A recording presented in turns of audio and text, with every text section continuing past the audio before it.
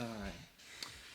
Welcome back to TCI headquarters. We are going to do a Tuesday Tiger Talk on a Tuesday. First one in the season. We're finally in a normal game week. Get rid of my phone here.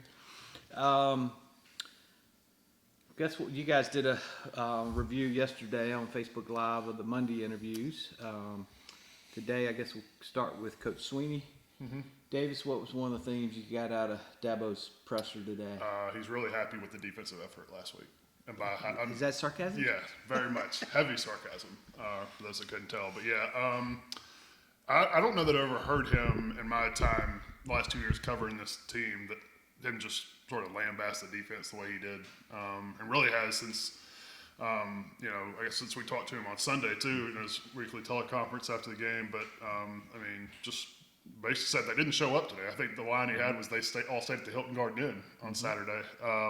So that was a pretty good line. But yeah, obviously not happy with the defensive effort. And while even him and Rook and Wes Goodwin have said this week, they all feel like all the issues that they had, they feel like are correctable. They just didn't like their effort. Have you ever heard a coach say an issue's not correctable? They That's always say that, right? Yeah, that's a good point. Like, come on. But yeah, I just, didn't like the effort. I think the word he's used numerous times this week is juice. Didn't like the juice that they came out with. And like, you asked some of the players and Dabo and even Wes Goodwin about coming off the short week. They said that they didn't really feel like that was a big issue, but I don't know. To me, I don't feel like, I don't know. You play that late game Monday night and you have basically 3 days to prepare, and it's an FCS team. So it's going to be hard to, if we're being honest, it's going to be hard to get up for a team like that anyway. But, the way Furman moved the ball way too easy on them and not enough pressure. Some of that had to do with their scheme and their game plan. A lot of screens, a lot of quick hit stuff. But, Wes and even Root talked about, like, some of those screens, it's like when you're coming free to the quarterback, like, something's got to go off in your head. Like, okay, something's not right. Here. Like, you got to turn around and start looking for a screen at that point because – especially when your other 3 defensive line teammates are right there. Yeah. Like, so I don't know. They probably and Dabo alluded to it. They just mentally weren't there. Didn't show up. But he also mentioned they better change that in a hurry because this Texas Tech, or I should say Texas Tech, but the offense like Texas Tech, Louisiana Tech's obviously they're coached by Sonny Cumbie now, the former Texas Tech quarterback and sort of the Mike Leach disciple. So they bring in this air raid offense. It's going to have a lot of maybe not so much running back screens, but receiver screens, quick hit stuff that they're going to see a lot more of probably coming this Saturday. Well, and, it's all about, and we wrote about this after the game, it's about the standard. Clemson wants to be the best defense in the country. Yeah. That didn't look anything like the best defense in the country Saturday. And whether it's Furman or whoever, obviously Dabo motivating, right? Yeah. That's what he's doing with those words. Yeah, and we talked about this a little bit before we started this video. I think that was sort of pre-planned by him. I think that was very much, and I wrote about this, just sort of a message that he wanted to get out there to not only his players, but I think coaches too. Even though he was asked specifically about, Wes Goodwin, his first year as a coordinator, how do you expect him to sort of, respond to not being able to do a whole lot defensively in that game. And he said, Wes is a savvy guy. I've been around for a while. He said, I'm not really worried about Wes. He's very even keel and doesn't get too high or too low. But, the only thing you can do is wait and see. Great point there. Wes is even keel. Wes is different. Wes does not win the press conference. Wes, I don't know. I'm sure he gets on the players in his own way. But had the defense played like that and we still had Brent Venables – everybody would have known how Brett felt on the field during the game, and maybe it's taken up some play. These guys, they've been here. They shouldn't have to get the kick in the butt from Venables or somebody else, but they look like they need it. And that's what Dabo mentioned too. That like this defense is full of veteran guys that their whole 2 deep on their defensive lines all been around here for 4 or 5 years. It seems like, and that was something he sort of expressed disappointment in too. Is just what you alluded to. Like we shouldn't need this sort of motivation for guys that sort of know what the standard is, as you alluded to a second ago. So I don't know. He mentioned the film review on Monday and called out some specific players, which I thought for loafing, right? Yeah, for loafing. So and it was funny because he said, even if the position coach doesn't think it's loafing, if I say it's loafing, it's loafing. So where the head coach says goes, right? Yeah. All right, Sam. What's some of the highlight you heard today from Dabo? I think one of the big things is obviously going off the defense, but offensively seemed to be more confidence there and kind of just going off of what they're able to accomplish. Still not perfect, but wanted to get there. Very complimentary of DJ and the ability. I think he kind of said that most of their running backs ran for 5 yards per carry. Shipley had 7, but probably want to see a little bit more carries in the game. But as Davis and I talked yesterday during the Facebook Live, Clemson couldn't get Furman off the field in the second half. So I guess more so establishing that run. He was definitely in a rare mood about the defense, and I think that point was kind of hammered home. I think another thing that stood out, just staying offensively, is he kind of wanted to get rid of the notion that Clemson has experience at receiver. He was like, how many games has Joseph Ngata played? How many games has Brandon Spector played? Beau Collins is great, but he's a true sophomore. Dakari Collins shouldn't have played last year. E.J. Williams, same thing with Brandon Spector and Joseph Ngata. So I think he, kind of say we have the talent there. We don't necessarily have the experience, but there is kind of this notion that Clemson has experience. Yeah, but it's more so that they have experience years in the program, not playing on the field. He hit that theme hard on his radio show last night, and today it was the same message, and it's valid. It is, because the receivers have been up and down to start the year. I think that can be said. I think the flashes that you've seen are probably for some of the younger guys like Beau Collins and Antonio Williams.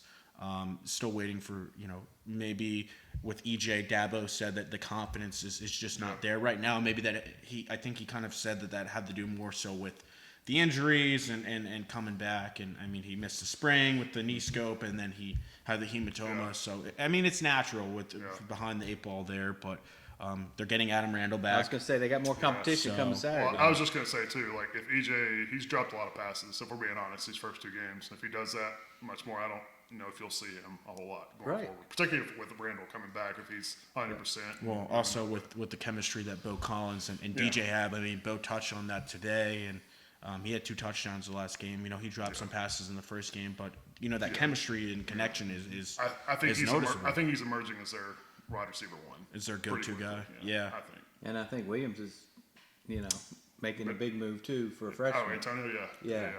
So well, yesterday Streeter kind of, I asked him about it, and we touched this on Facebook Live as well. But Antonio Williams has kind of showed his contested catch ability. I think in that first game he showed just how open he could be in the slot, his speed. But then he showed that he's not just a speedster. There's different elements to his game. I think he maybe went up 2 or 3 times and made a catch and came down with the ball. So Antonio Williams, Adam Randall, Beau Collins, they all add different elements, all guys who can probably play multiple positions for Clemson. And the fans on our boards for the last 2 years have talked about how the receivers just aren't getting separation.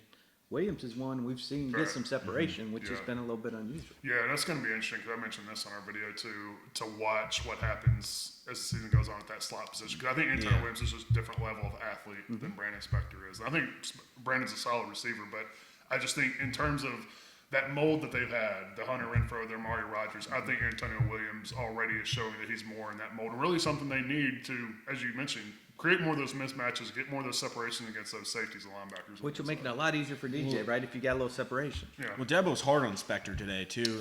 Stopping on that interception where, obviously he said DJ, it starts with DJ. He shouldn't have thrown that pass, but Spector also can't stop on that route. Granted, he was running an option route, but he can't just kind of stop in his tracks there. And Dabo kind of gave it like the old college try.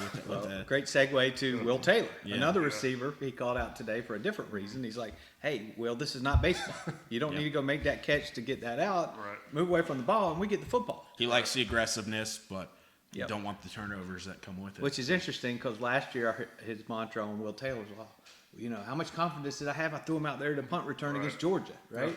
Now here we are against Furman, and we see a mistake. Yeah, I wonder if that's just rust, just not practicing all spring and just getting back out there in August. And I wonder if that's a rust thing. But I guess we'll see if that becomes a trend. Then it's a problem. Well, it's like the baseball player in him. You want to make the catch, so right? But it's different. You got to learn football. Exactly. You don't make the catch, you get the football. And then it's another interesting is besides the second half of that Georgia Tech game, Will Taylor hasn't really played that much in the slot. But I think that's more so just because of the emergence of Antonio Williams so far. You can't keep him off the field. He had that touchdown with Cade, but that was probably his big play. That was, plenty for Dabo to chew on, plenty of messages being sent during the press conference. We'll see how the team responds. We had some players today. Guys laughed because we didn't have a lot of long interviews today. I can just run through them real quick. I was up there running. You were up there for all only three. took about 60 Davis seconds. was down there writing on Dabo, so you want to give a recap? Yeah, so Beau Collins started things off, and it was just kind of. I asked him how more comfortable he feel how comfortable DJ is. He said this is the most comfortable and confident he's seen DJ, and he was somebody who knew DJ well. They played in high school together, so I think that definitely stood out. Another part that stood out is he kind of talked about what he saw from Louisiana Tech in terms of just kind of what they offer defensively. They play a lot of man-to-man, so that might offer Clemson a lot of maybe one-on-one situations and maybe stretch the ball down the field. So that was really kind of the thing from Beau, it just kind of where he sees DJ the offense and just kind of moving things along. Brenning Stool a little bit of similar. Kind of talked about his touchdown catch. Just trying to build off the momentum there, and he's obviously got a lot of running time so far with playing pretty much over Sage Ennis at this point. And maybe when they run the 12 personnel with him and Davis Allen out on the field.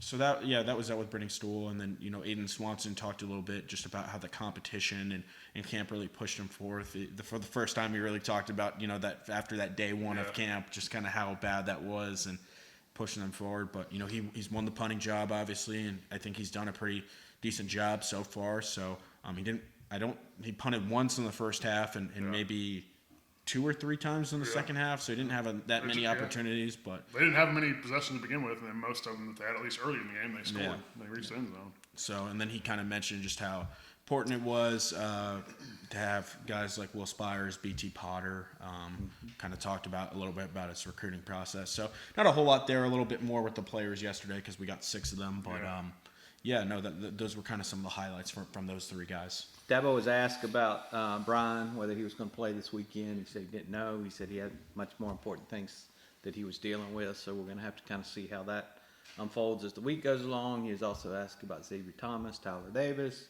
Kind of gave we'll have to wait and see. He was asked by Davis about both of those. We said Davis on the Tuesday Tiger Talk last week that our information was that Xavier would play this week. I still expect that to happen.